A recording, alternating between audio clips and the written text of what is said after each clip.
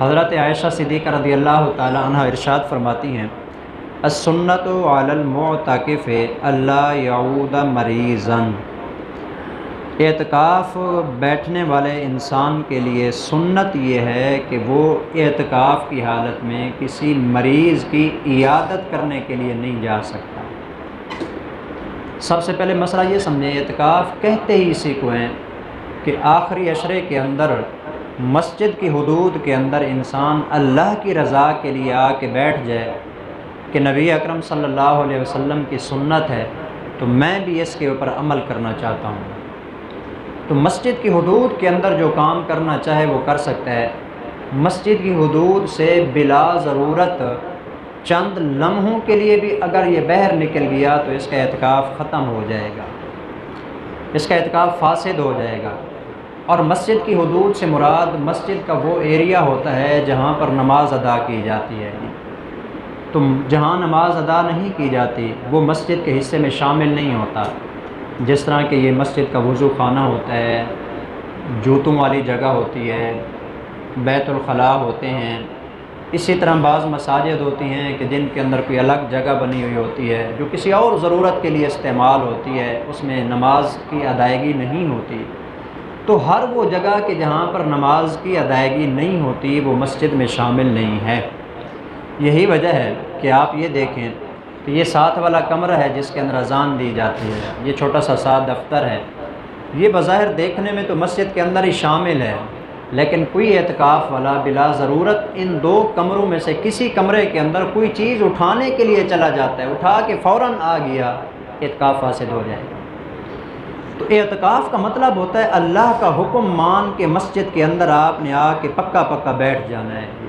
چنانچہ جب مسجد کے اندر آ کے اعتکاف کی نیت کے ساتھ بیٹھ گئے، اب کالونی کے اندر محلے کے اندر کوئی بندہ بیمار ہو گیا، اس کو شوق ہو گیا کہ بھائی بیمار کی عیادت کرنے کا بڑا ثواب ہے، چلو یہ بھی میں جا کے حاصل کر لیتا ہوں، یہ بات ہے جی۔ پہلا مسئلہ یہ ہے کہ جو معتکف ہوتا ہے وہ کسی بیمار کی عیادت کے لیے نہیں جا سکتا۔ اللہ اکبر! آپ کو معلوم ہے، آپ جانتے ہیں، وہ حدیث آپ کو یاد ہے جو میں نے کئی دفعہ پہلے بھی سنائی ہے کہ جس کے اندر رسول اللہ صلی اللہ علیہ وسلم نے ارشاد فرمایا، بیمار آدمی کی عیادت کرنے کے لیے جو بندہ جاتا ہے نا، اس کا ثواب بتانے لگا ہوں، ثواب کتنا ہے۔ حضور علیہ الصلوۃ والسلام نے فرمایا کہ کوئی بندہ فجر کے وقت نماز پڑھنے کے بعد کسی بیمار آدمی کی جا کے عیادت کرنے کے لیے اتنا سا اس کو جا کے پوچھ لیتا ہے کہ بھائی آپ کیسے ہیں، اللہ آپ کو صحت عطا فرمائے، 5 منٹ لگے، 2 منٹ لگے جی، حضور نے فرمایا کہ پورا دن اس آدمی کے لیے 70,000 فرشتہ مغفرت کی دعا کرتا رہے گا۔ اور اگر شام کے وقت یہ چلا گا کسی بیمار کی عیادت کے لیے، پوری رات حضور نے فرمایا کہ 70,000 فرشتہ اس آدمی کے لیے مغفرت کی دعا کرتا رہے گا۔ صحابہ کرام کا معمول تھا جب کسی بیمار کی عیادت کرنے کے لیے جاتے نا، وہ دن اور رات کو دیکھتے تھے کہ اس وقت راتیں بلی چل رہی ہیں کہ دن بڑے چل رہے ہیں۔ جس طرح کہ ابھی گرمی کا موسم ہے، دن بڑے ہوتے ہیں، راتیں چھوٹی سی ہوتی ہیں، وہ صبح صبح نکل جاتے تھے عیادت کے لیے جی۔ اور اگر راتیں بڑی ہوتی جس طرح سردیوں کی ہے، مغرب کے بعد نکل جاتے۔ پوچھنے والا پوچھتا کہ یہ کیا مسئلہ ہے، کبھی آپ رات کو نکل جاتے ہیں اور کبھی دن کو؟ وہ فرماتے ہیں کہ بھائی رات اور دن کا ہم تھوڑا سا وقت دیکھتے ہیں، جو وقت زیادہ ہو نا ہم اس کے اندر جا کے عیادت کرتے ہیں، ہم چاہتے ہیں کہ اللہ کے فرشتے کچھ زیادہ ٹائم ہمارے لیے مغفرت کی دعا کریں۔ ثواب اتنا ہے، لیکن اعتکاف والا بندہ یہ ثواب حاصل نہیں کر سکتا، نہیں جا سکتا کسی بیمار کی عیادت کے لیے۔ یہاں میں نے کہا تھا کہ ایک پیغام دینا چاہتا ہوں جو پوری امت کے تمام انسانوں کے نام ہے، وہ یہ ہے کہ دین اپنی خواہش کو پورا کرنے کا نام نہیں ہے، دین اپنی خواہش کو پورا کرنے کا نام نہیں ہے، دین نام ہے اللہ اور اس کے رسول کے احکام پر عمل کرنے کا۔ پہلے اللہ اور اس کے رسول کا حکم یہ تھا کہ بیمار کی عیادت کے لیے جانا ہے، جب اعتکاف میں بیٹھ گئے اب اللہ کے رسول کا حکم آ گیا نہیں جانا۔ پہلے بیمار کی عیادت کے لیے جانا ثواب تھا، اب بیمار کی عیادت کے لیے نہ جانا ثواب ہے۔ ہم نے وہی کرنا ہے جو اللہ کے پیغمبر نے بتایا ہے۔ اس لیے یہ بہت بڑی اہم بات ہے جو میں نے بتائی ہے جی۔ یہی وجہ ہے جو حضرات ابھی رمضان المبارک کے بعد قریب قریب حج کا موسم شروع ہو جاتا ہے، نصیب والے جائیں گے، اللہ سب کو نصیب فرمائے گی۔ بیت اللہ شریف کے اندر جاتے ہیں، طواف کرتے ہیں، اور مسجد حرام کے اندر آپ کو معلوم ہے کہ ایک نماز پڑھنے سے، ایک روایت میں آتا ہے کہ ایک نماز پڑھنے سے 1,00,000 نماز پڑھنے کا اجر ملتا ہے۔ مسجد حرام کے اندر، بیت اللہ شریف کے اندر نماز پڑھنے کا۔ لیکن جس وقت آگے حج کے فرائض اور احکام شروع ہو جاتے ہیں، جی مزدلفہ بھی جانا ہے، مینا بھی جانا ہے، عرفات بھی جانا ہے، جتنے بھی باقی مقامات ہیں وہاں جانا ہے۔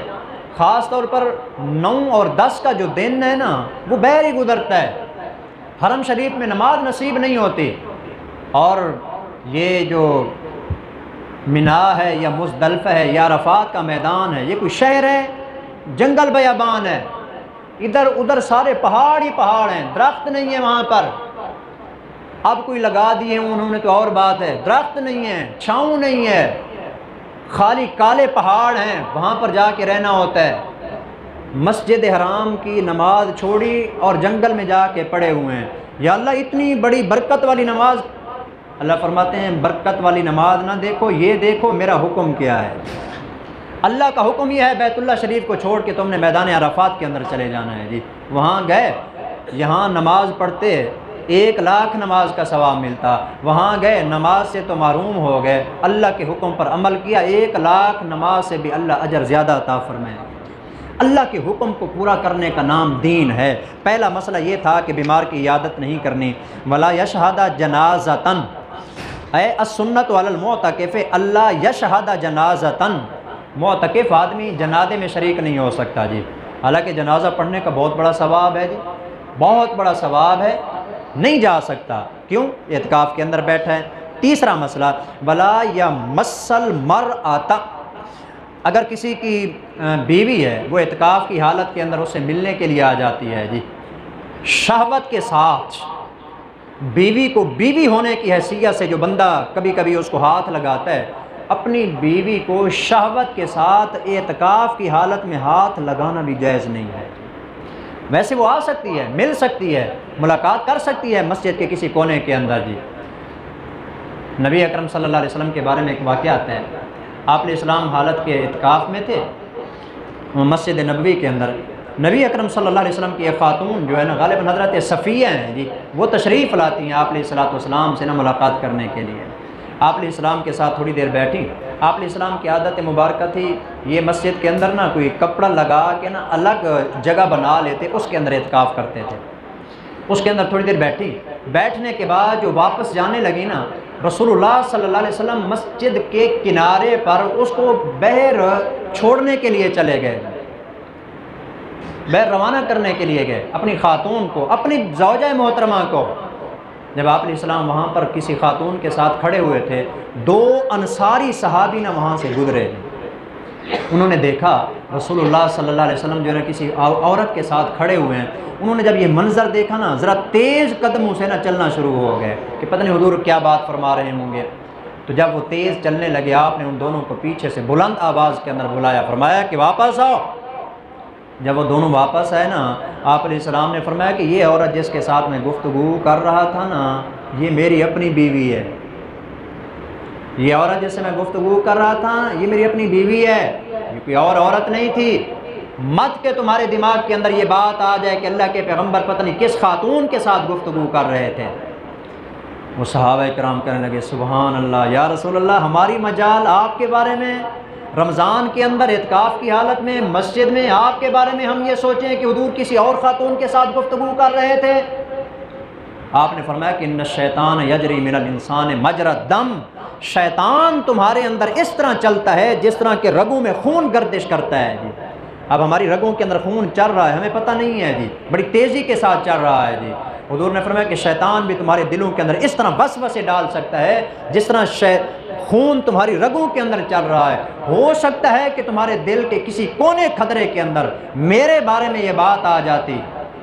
پتہ نہیں حضور کس کے ساتھ کھڑے ہوئے گفتگو کر رہے تھے۔ حضور نے فرمایا کہ تمہارے ایمان کو خطرہ تھا، تمہارے ایمان کو خطرہ تھا، اس لیے میں تمہیں بتا رہا ہوں کہ میری اپنی بیوی ہے جی۔ تو اس سے دو مسئلے ثابت ہوئے، ایک یہ ہے کہ خاتون اگر آنا چاہے کسی ملاقات کے سلسلے میں شوہر کے ساتھ اعتکاف کی حالت میں، وہ ملاقات تو کر سکتی ہے، لیکن اس کو شہوت کے ساتھ چھونا یا اس کو ہاتھ لگانا یہ ناجائز ہے۔ اور دوسرا مسئلہ ایسا یہ ثابت ہوا کہ تہمت والی جگہوں سے بچنا چاہیے جی، جہاں تہمت کا خطرہ ہو نا وہاں پر نہیں جانا چاہیے۔ بندہ کہے کہ میں تو دیندار ہوں، مجھے کیا ضرورت ہے اس سے بچنے کی جی، ہے دیندار آدمی جی، وہاں جا کے سینما کے اندر گیا بیٹھا ہے جی، کیا ہے جی، میں دین کی دعوت دینے کے لیے گیا ہوں۔ بھائی تو جتنا مرضی ہے دین کی دعوت دے، لوگ ہی کہیں گے مولانا سے فلم دیکھ کے آ رہے ہیں۔ لوگوں نے تو ظاہر کو دیکھنا ہے، ایک آدمی یہاں مسجد کے اندر آیا بیٹھا ہے، لوگ تو یہی سمجھیں کہ نماز پڑھنے کے لیے آیا بیٹھا ہے، ہو سکتا ہے کہ اس کا پروگرام ہو، سلام پھرے اور میں نکلوں اور کوئی اچھا سا جوتا لے کے جاؤں، جوتا چرانے کے لیے آیا بیٹھا ہے۔ لوگوں نے ظاہر کو دیکھنا ہوتا ہے، ظاہر کے اوپر کچھ تھوڑی سی زندگی گزارنی چاہیے، دیکھنا چاہیے یہ کام مناسب ہے یا نہیں ہے، اس کے مطابق کرنا چاہیے۔ تو اس لیے تیسرا مسئلہ تو یہ بیان کیا۔ چوتھا مسئلہ ولا یباشرھا، اور عورت کے ساتھ مباشرت نہیں کر سکتا۔ مباشرت کا مطلب ہوتا ہے مرد کا اپنی عورت کے جسم کے ساتھ اپنے جسم کو ٹچ کر دینا، ملا دینا جی، یہ بھی اعتکاف کی حالت میں جائز نہیں ہے۔ اور مسئلہ بیان کیا، حضرت عائشہ فرماتی ہے کون کون سے مسئلے بتاؤں؟ لا یخرج لحاجۃ الا لما لا بد منہ، انتہائی آخری درجے کی جو ضرورت ہوتی ہے نا، جس کے بغیر کام نہیں چلتا، اس کو چھوڑ کر اور کسی ضرورت کے لیے مسجد سے باہر جانا جائز نہیں ہے جی۔ مثلا قضاء حاجت کرنے کے لیے جا سکتے ہیں، باتھ روم کے اندر جا سکتے ہیں، اور کوئی ایسی مجبوری بن گئی ہے جس کے بغیر مثلا کسی آدمی کو کھانا دینے والا گھر کے اندر کوئی نہیں ہے، اب گھر کے اندر تو ظاہر بات ہے کھانا کھانے کے لیے جا نہیں سکتا، مسجد کے اندر اس نے آ کے کھانا کھانا ہے، گھر کے اندر جائے وہاں دروازہ کھٹکھٹا کے کھانا لے کے چپ کر کے واپس آ جائے، یہ مجبوری ہے۔ اگر کوئی اور نہیں ہے لانے والا جی تو یہ مجبوری کی وجہ سے جا سکتے ہیں۔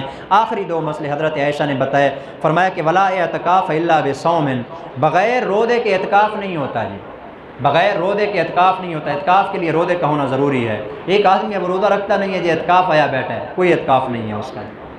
جس طرح خاتون ہوتی ہے گھر کے اندر اعتکاف کرتی ہے جی، کر سکتی ہے، گھر کے اندر عورتیں اعتکاف بیٹھ سکتی ہیں، لیکن بعض خواتین ایسی ہوتی ہیں اعتکاف کے دوران ان کو ماہواری شروع ہو جاتی ہے، روزہ ختم ہو جاتا ہے اس کا، روزہ ختم ہونے کے بعد اس کا اعتکاف بھی ختم ہو جاتا ہے، تو بغیر روزے کے اعتکاف نہیں ہوا کرتا۔ اسی طرح اگر کوئی آدمی ایسا تھا جو مسجد میں اعتکاف بیٹھا تھا، کسی وجہ سے اس کا روزہ ختم ہو گیا جی، مثلا کلی کر رہا تھا، پتہ تھا میرا روزہ ہے، پانی اندر چلا گیا، روزہ گیا تو اعتکاف بھی گیا جی۔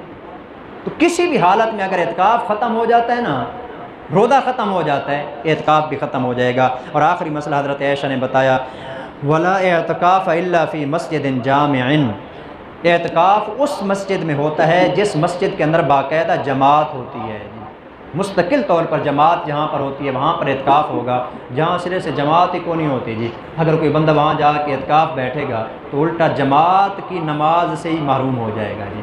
تو اس لیے ایسی مسجد کے اندر اعتکاف کرنا چاہیے جو بڑی مسجد ہوتی ہے اور جماعت والی مسجد ہوتی ہے۔ تو یہ چند ایک مسائل تھے جو اعتکاف کے حوالے سے ہیں، معتکفین حضرات اس کے اوپر توجہ دیں گے اور دوسرے حضرات بھی اس کے اوپر توجہ دیں گے۔ جو میں نے پیغام دیا تھا کہ دین اپنی خواہش کو پورا کرنے کا نام نہیں ہے، دین اللہ اور اس کے رسول کی بات کو ماننے کا نام ہے۔ اللہ ہم سب کو عمل کرنے کی توفیق عطا فرمائے۔ وما علینا الا البلاغ المبین۔